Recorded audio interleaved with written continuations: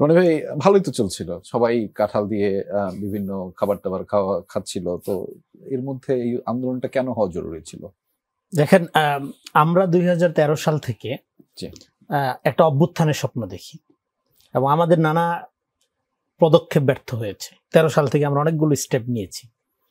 তো তারপরে যে স্টেপটা সফল হলো সেইটার ক্ষেত্রে আমরা এক ধরনের, আমাদের ভূমিকাটা কি ছিল? আমাদের ভূমিকাটা ছিল দ্বিধারী তলোয়ারের মতো। আমি আমার ছোট ভাই বোনদেরকে বলতাম যে দেখো, বাংলাদেশকে রক্ষা করতে হইলে শুধু সস্তা বা শুকনা বুদ্ধিজীবিতা দিয়ে হবে না। এক হাতে গজারি আর এক হাতে কলম থাকতে হবে, শুধু কলম দিয়ে হবে না। তো ওই ধারায় আমি ধরেন আমরা সংগঠিত থাকতাম বা আমরা অ্যাক্টিভিটি চালাইতাম এবং আমি পুরো পিরিয়ডটাতে এক ধরনের পালায়ে বেড়াইছি, যেরকম বলে আর কি। হ্যাঁ, আপনার তো ফলে সেদিক থেকে আপনার কেন এটা জরুরি ছিল আমাদের জন্য, দেখেন, আওয়ামী লীগকে যদি আমরা এসেনশিয়ালি বুঝতাম তাহলে বাংলাদেশের রাজনীতি আজকে যে রাজনীতিহীনতার একটা জায়গায় গিয়ে পৌঁছে সেই জায়গায় যাইতো না। এবং আওয়ামী লীগকে একটা নির্বাচনী বা ধরেন একটা সুষ্ঠু প্রতিদ্বন্দ্বিতাপূর্ণ ভাবে পরাজিত করার পক্ষে আমি ছিলাম না শুরুর থেকেই। কেন ছিলাম না? কারণ শেখ আমল এবং শেখের বেটি আমল, দুই বাপ বেটির দুই আমল মিলা, এটা যে এসেনশিয়ালি একটা ফ্যাসিস্ট আইডিয়া, যেটা মুক্তিযুদ্ধের চেতনা, গণতন্ত্র, অসাম্প্রদায়িকতা, প্রগতিশীলতা, রাবীন্দ্রিক ফ্যানাটিসিজম, এই এক ককটেল বানায়া চালানো হচ্ছে, এইটা আমরা ধরেন একাডেমিক্যালি, ফিলোসফিক্যালি, কালচারালি আমরা বুঝতাম, কিন্তু বুঝা কাউন্টার কি করব সেইটা করার কোনো সুযোগ আমাদের ছিল না। কারণ আমাদের হাতে প্রতিষ্ঠান ছিল না এবং আমাদের হাতে আমাদের যে লোকগুলো এগুলো সংগঠিত ছিল না। এবং আমরা কোনোদিনও আপনার মেইন স্ট্রিম হওয়ার চিন্তাও করতে পারতাম না।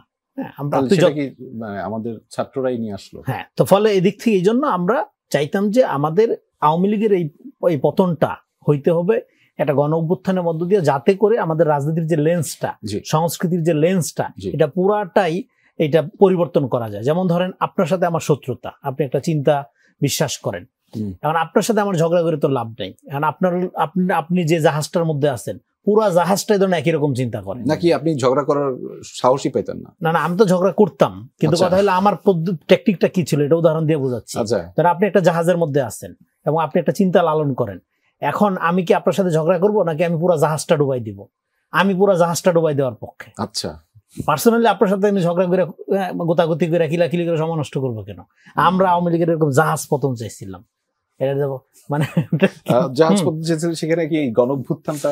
হ্যাঁ, এর জন্য আমরা একটা গণ অভ্যুত্থান চাইতাম। গণ অভ্যুত্থানকে সংগঠিত করার জন্য যেই ধরনের স্পিরিট সমাজের মধ্যে পেনিট্রেট করা দরকার সেটা করতাম, সেটার বয়ান নির্মাণ করতাম, সেটাকে ফিলোসফিক্যালি এঙ্গেজ করার চেষ্টা করতাম। এটা যে লাখ লাখ কোটি কোটি লোক বুঝতো তা না, এটা অল্প কিছু লোকই বুঝতো। এবং এই জিনিসটা, এবং পরবর্তী সময়ে আজকে যারা দেখতেছেন আপনার অভ্যুত্থানের বিশাল ফেজ, এরা আমাদের খুবই ক্লোজ ভাই ব্রাদার এবং আমার এই চিন্তাগুলোর মধ্য দিয়ে বেড়ে ওঠা প্রজন্ম। ফলে সেই দিক থেকে যদি বলেন যে আপনার ধরেন যে সেক্ষেত্রে আমাদের কেন এই জিনিসটা আমাদের দরকার ছিল, এইটার আমি তো শুরুতেই যেটা বলছি, ফেমাস কথা আমার, হ্যাঁ, এটা যে অভ্যুত্থানের ক্রেডিট একমাত্র শহীদদের। জীবিত কোনো লোক ক্রেডিট দাবি করলে বুঝতে হবে সে অভ্যুত্থানের স্পিরিটের বিরুদ্ধে গিয়ে দাঁড়াইছে। তো ফলে সেদিক থেকে আমরা কেউ নাই অভ্যুত্থানের, এটা আমি বলে রাখি।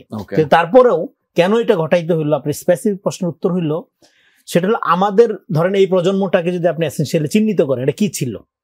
এটা ডিজুজ জেনারেশন ছিল।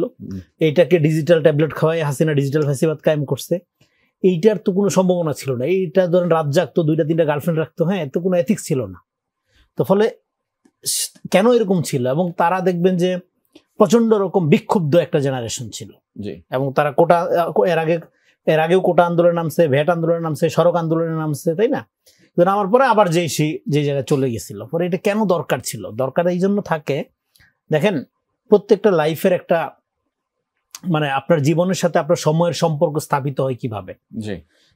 আপনার যে যাপিত সময়, সেই সময়ের সাথে আপনার সম্পর্কটা স্থাপিত হয় যখন আপনি সেই সময়ের হক আদায় করার জন্য নিজেকে স্যাক্রিফাইস করেন। এইভাবে ইতিহাস তৈরি হয়।